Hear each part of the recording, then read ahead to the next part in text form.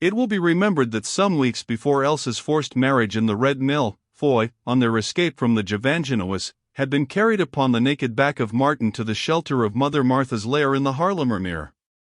Here he lay sick many days, for the sword cut in his thigh festered so badly that at one time his life was threatened by gangrene, but, in the end, his own strength and healthy constitution, helped with Martha's simples, cured him.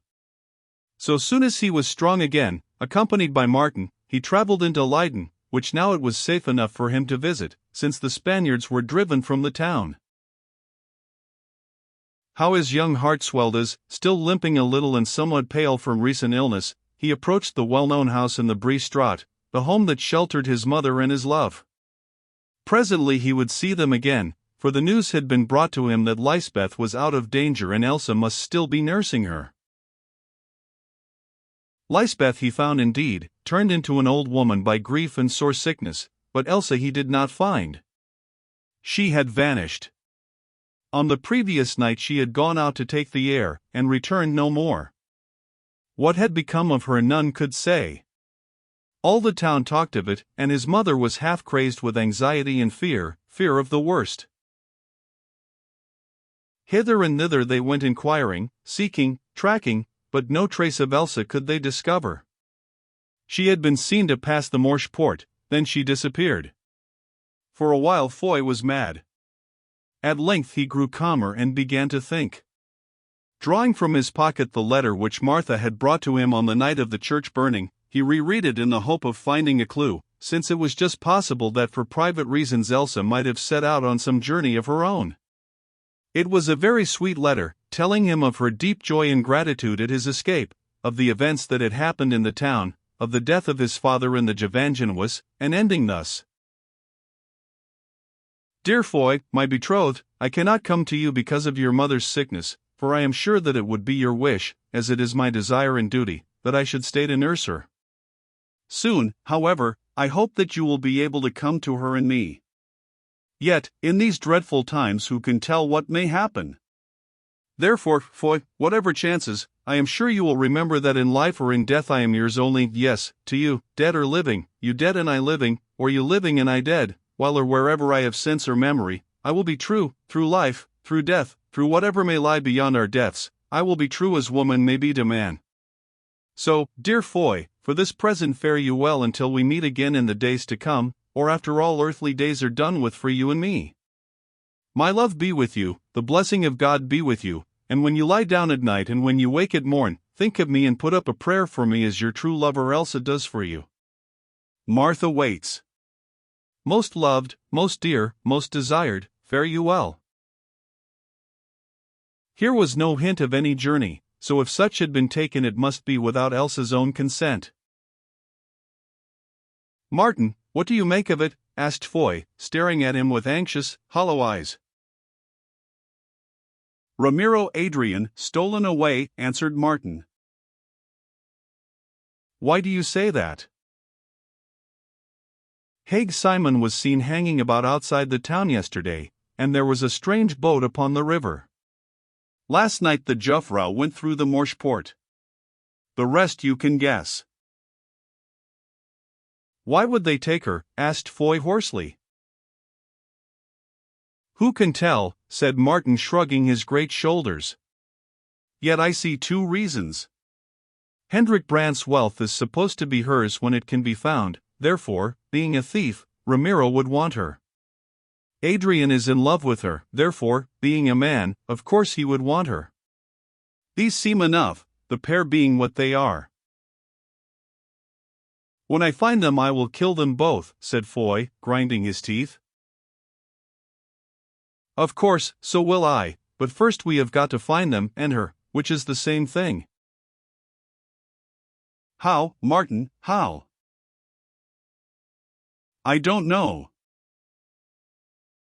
Can't you think, man? I am trying to, master, it's you who don't think. You talk too much. Be silent a while. Well, asked Foy 30 seconds later, have you finished thinking? No, master, it's no use, there is nothing to think about. We must leave this and go back to Martha. If anyone can track her out, she can. Here we can learn no more. So they returned to the Haarlemmermeer and told Martha their sad tale. Bide here a day or two and be patient, she said, I will go out and search. Never, answered Foy, we will come with you. If you choose, but it will make matters more difficult. Martin, get ready the big boat. 2 nights had gone by, and it was an hour or more past noon on the 3rd day, the day of Elsa's forced marriage. The snow had ceased falling and the rain had come instead, rain, pitiless, bitter and continual. Hidden in a nook at the north end of the Haarlemmermeer and almost buried beneath bundles of reeds, partly as a protection from the weather and partly to escape the eyes of Spaniards, of whom companies were gathering from every direction to besiege Haarlem, lay the big boat.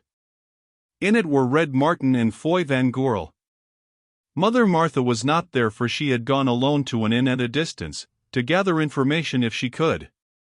To hundreds of the Boers in these parts she was a known and trusted friend, although many of them might not choose to recognize her openly, and from among them, unless, indeed, she had been taken right away to Flanders, or even to Spain, she hoped to gather tidings of Elsa's whereabouts. For 2 weary nights and days the mare had been employed thus, but as yet without a shadow of success. Foy and Martin sat in the boat staring at each other gloomily, indeed Foy's face was piteous to see. What are you thinking of, master? Asked Martin presently. I am thinking, he answered, that even if we find her now it will be too late. Whatever was to be done, murder or marriage, will be done. Time to trouble about that when we have found her, said Martin, for he knew not what else to say, and added, listen, I hear footsteps. Foy drew apart 2 of the bundles of reeds and looked out into the driving rain. All right, he said, it is Martha and a man.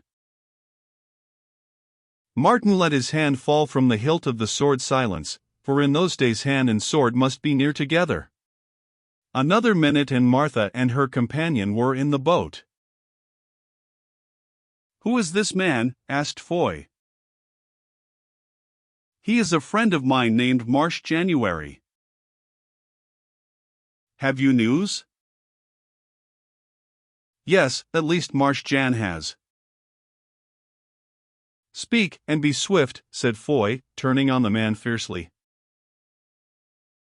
Am I safe from vengeance? Asked Marsh Jan, who was a good fellow enough although he had drifted into evil company, looking doubtfully at Foy and Martin. Have I not said so? Answered Martha, and does the mare break her word? Then Marsh Jan told his tale, how he was one of the party that 2 nights before had rode Elsa, or at least a young woman who answered to her description, to the Red Mill, not far from Velzen, and how she was in the immediate charge of a man and a woman who could be no other than Haig Simon and Black Meg. Also he told of her piteous appeal to the boatmen in the names of their wives and daughters, and at the telling of it Foy wept with fear and rage, and even Martha gnashed her teeth. Only Martin cast off the boat and began to punt her out into deep water. Is that all? Asked Foy. That is all, mynheer, I know nothing more, but I can explain to you where the place is. You can show us, you mean, said Foy. The man expostulated. The weather was bad, there would be a flood, his wife was ill and expected him, and so forth. Then he tried to get out of the boat, whereon, catching hold of him suddenly, Martin threw him into the sternsheets, saying, You could travel to this mill once taking with you a girl whom you knew to be kidnapped, now you can travel there again to get her out. Sit still and steer straight, or I will make you food for fishes. Then Marsh Jan professed himself quite willing to sail to the Red Mill, which he said they ought to reach by nightfall. All that afternoon they sailed and rowed, till, with the darkness, before ever the mill was in sight, the great flood came down upon them and drove them hither and thither, such a flood as had not been seen in those districts for a dozen years. But Marsh Jan knew his bearings well, He had the instinctive locality that is bred in those whose forefathers for generations have won a living from the fens, and through it all he held upon a straight course. Once Foy thought that he heard a voice calling for help in the darkness, but it was not repeated and they went forward. At last the sky cleared and the moon shone out upon such a waste of waters as Noah might have beheld from the ark. Only there were things floating in them that Noah would scarcely have seen: hammocks, dead and drowning cattle, household furniture, and once even a coffin washed from some graveyard, while beyond stretched the dreary outline of the sand dunes.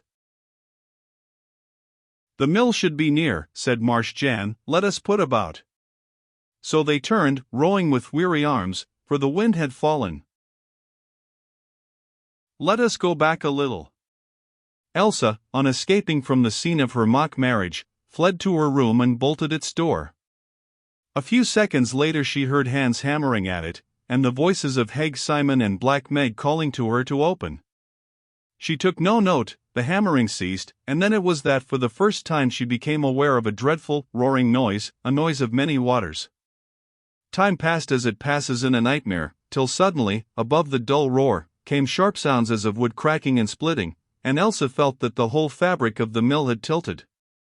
Beneath the pressure of the flood it had given where it was weakest, at its narrow waist, and now its red cap hung over like a windlay tree.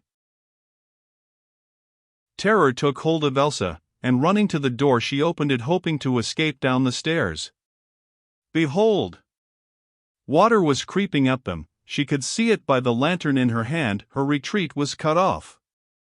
But there were other stairs leading to the top story of the mill that now lay at a steep angle, and along these she climbed, since the water was pouring through her doorway and there was nowhere else to go. In the very roof of the place was a manhole with a rotten hatch. She passed through this, to find herself upon the top of the mill just where one of the great naked arms of the sails projected from it. Her lantern was blown out by now, but she clung to the arm, and became aware that the wooden cap of the structure, still anchored to its brick foundation, lay upon its side rocking to and fro like a boat upon an angry sea. The water was near her, that she knew by its seethe and rush, although she could not see it, but as yet it did not even wet her feet. The hours went by, how many, she never learned, till at length the clouds cleared, the moon became visible, and by its light she saw an awful scene. Everywhere around was water, it lapped within a yard, and it was rising still. Now Elsa saw that in the great beam she clasped were placed short spokes for the use of those who set the sails above. Up these she climbed as best she might, till she was able to pass her body between two of the vanes and support her breast upon the flat surface of one of them, as a person does who leans out of a window. From her window there was something to see. Quite near to her, but separated by 15 or 20 feet of yellow frothing water, a little portion of the swelling shape of the mill stood clear of the flood. To this foam-lapped island clung two human beings, Haig Simon and Black Meg. They saw her also and screamed for help, but she had none to give. Surely it was a dream, nothing so awful could happen outside a dream.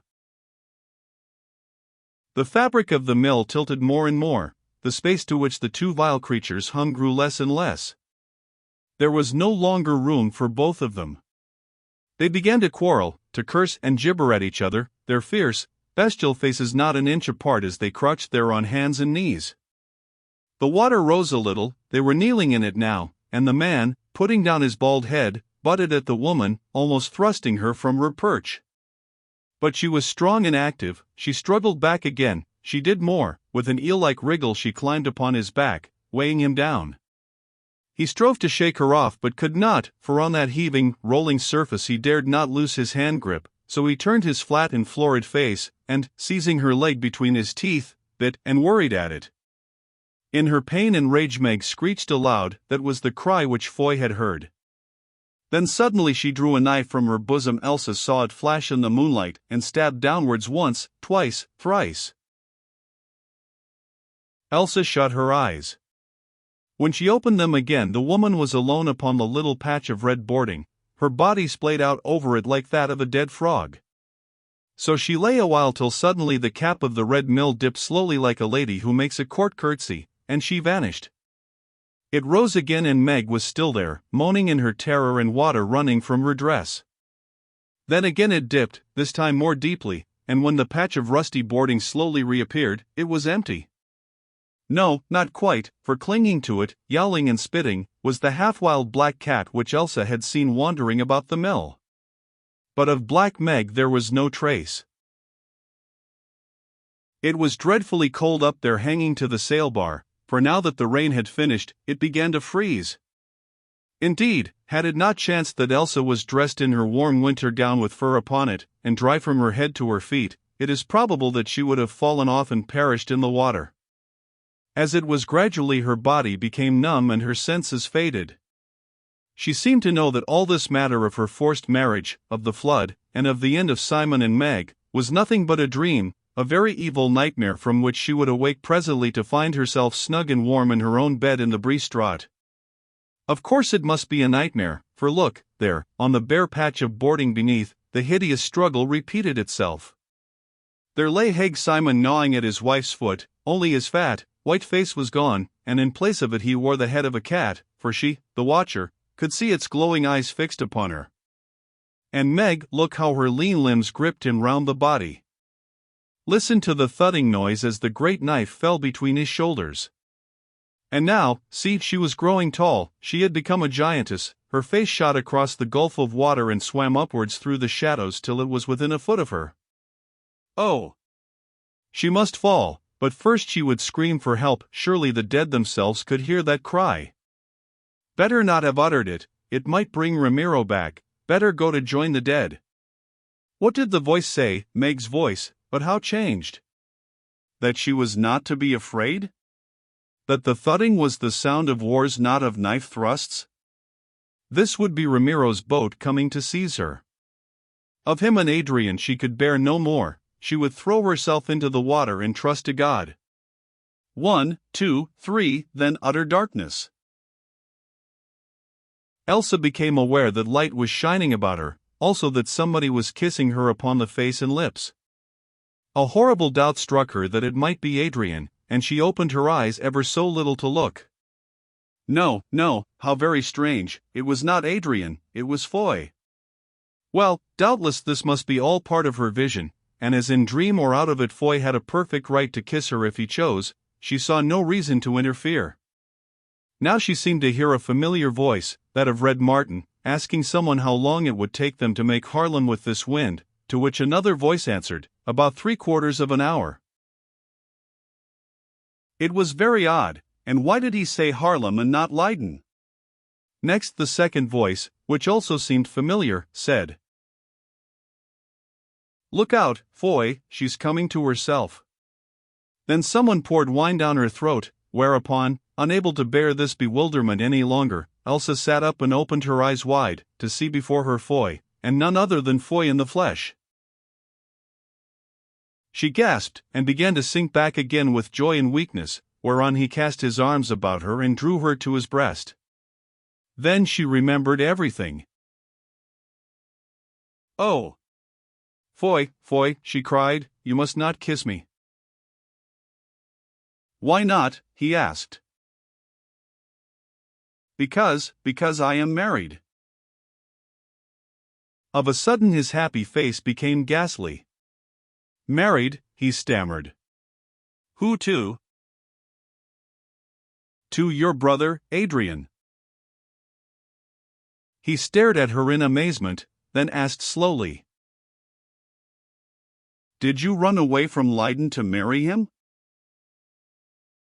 "How dare you ask such a question?" replied Elsa with a flash of spirit.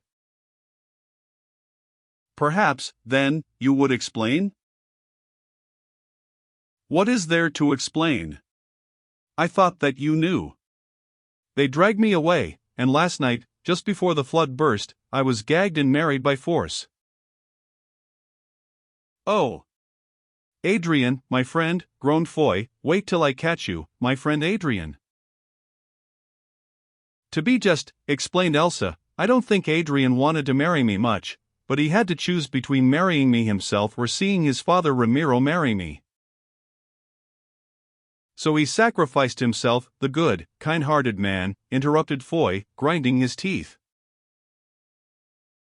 "Yes," said Elsa. And where is your self-denying oh? I can't say the word. I don't know. I suppose that he and Ramiro escaped in the boat, or perhaps he was drowned. In which case you are a widow sooner than you could have expected, said Foy more cheerfully, edging himself towards her. But Elsa moved a little away, and Foy saw with a sinking of the heart that, however distasteful it might be to her, clearly she attached some weight to this marriage. I do not know, she answered. How can I tell? I suppose that we shall hear sometime, and then, if he is still alive, I must set to work to get free of him. But, till then, Foy, she added, warningly, I suppose that I am his wife-in-law, although I will never speak to him again. Where are we going? To Haarlem. The Spaniards are closing in upon the city, and we dare not try to break through their lines. Those are Spanish boats behind us. But eat and drink a little, Elsa, then tell us your story. One question first, Foy. How did you find me? We heard a woman scream twice, once far away and once near at hand, and rowing to the sound, saw someone hanging to the arm of an overturned windmill only 3 or 4 feet above the water. Of course we knew that you had been taken to the mill, that man there told us. Do you remember him? But at first we could not find it in the darkness and the flood. Then, after she had swallowed something, Elsa told her story, while the 3 of them clustered round her forward of the sail, and Marsh Jan managed the helm. When she had finished it, Martin whispered to Foy, and as though by a common impulse all 4 of them kneeled down upon the boards in the bottom of the boat, and returned thanks to the Almighty that this maiden, quite unharmed, had been delivered out of such manifold and terrible dangers, and this by the hands of her own friends and of the man to whom she was affianced. When they had finished their service of thanksgiving, which was as simple as it was solemn and heartfelt, they rose, and now Elsa did not forbid that Foy should hold her hand. Say, sweetheart, he asked, is it true that you think anything of this forced marriage? Hear me before you answer, broke in Martha. It is no marriage at all, for none can be wed without the consent of their own will, and you gave no such consent. It is no marriage, echoed Martin, and if it be, and I live, then the sword shall cut its knot. It is no marriage, said Foy, for although we have not stood together before the altar, yet our hearts are wed, so how can you be made the wife of another man? Dearest, replied Elsa, when they had all spoken, I too am sure that it is no marriage, yet a priest spoke the marriage words over me, and a ring was thrust upon my hand, so, to the law, if there be any law left in the Netherlands, I am perhaps in some sort a wife. Therefore, before I can become wife to you these facts must be made public, and I must appeal to the law to free me, lest in days to come others should be troubled. And if the law cannot, or will not, Elsa, what then? Then, dear, our consciences being clean, we will be a law to ourselves. But first we must wait a while. Are you satisfied now, Foy? No, answered Foy sulkily, for it is monstrous that such devil's work should keep us apart even for an hour. Yet in this, as in all, I will obey you, dear. Marrying and giving in marriage, broke in Martha in a shrill voice. Talk no more of such things, for there is other work before us. Look yonder, girl, what do you see? And she pointed to the dry land. The hosts of the Amalekites marching in their thousands to slaughter us and our brethren, the children of the Lord. Look behind you, what do you see? The ships of the tyrants sailing up to encompass the city of the children of the Lord. It is the day of death and desolation, the day of Armageddon, and ere the sun sets red upon it many 1,000 must pass through the gates of doom, we, mayhap, among them. Then up with the flag of freedom, out with the steel of truth, gird on the buckler of righteousness, and snatch the shield of hope.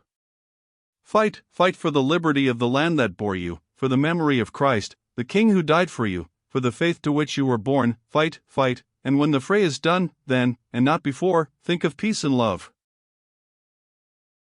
Nay, children, look not so fearful, for I, the mad mere wife, tell you, by the grace of God, that you have not to fear? Who preserved you in the torture den, Foy van Goorl? What hand was it that held your life and honor safe when you sojourned among devils in the Red Mill yonder and kept your head above the waters of the flood, Elsa Brandt? You know well, and I, Martha, tell you that this same hand shall hold you safe until the end. Yes, I know it, thousands shall fall upon your right hand and tens of thousands upon your left, but you shall live through the hunger, the arrows of pestilence shall pass you by, the sword of the wicked shall not harm you. For me it is otherwise, at length my doom draws near and I am well content, but for you twain, Foy and Elsa, I foretell many years of earthly joy. Thus spoke Martha, and it seemed to those who watched her that her wild, disfigured face shone with a light of inspiration, nor did they who knew her story, and still believed that the spirit of prophecy could open the eyes of chosen seers, deem it strange that vision of the things to be should visit her. At the least they took comfort from her words, and for a while were no more afraid. Yet they had much to fear. By a fateful accident they had been delivered from great dangers only to fall into dangers greater still, for as it chanced, on this 10th of December, 1572, they sailed straight into the grasp of the thousands of the Spanish armies which had been drawn like a net round the doomed city of Haarlem. There was no escape for them, nothing that had not wings could pass those lines of ships and soldiers. Their only refuge was the city, and in that city they must bide till the struggle, one of the most fearful of all that hideous war, was ended. But at least they had this comfort, they would face the foe together, and with them were two who loved them, Martha, the Spanish scourge, and Red Martin, the free Frisian, the mighty man of war whom God had appointed to them as a shield of defense. So they smiled on each other, these two lovers of long ago, and sailed bravely on to the closing gates of Haarlem.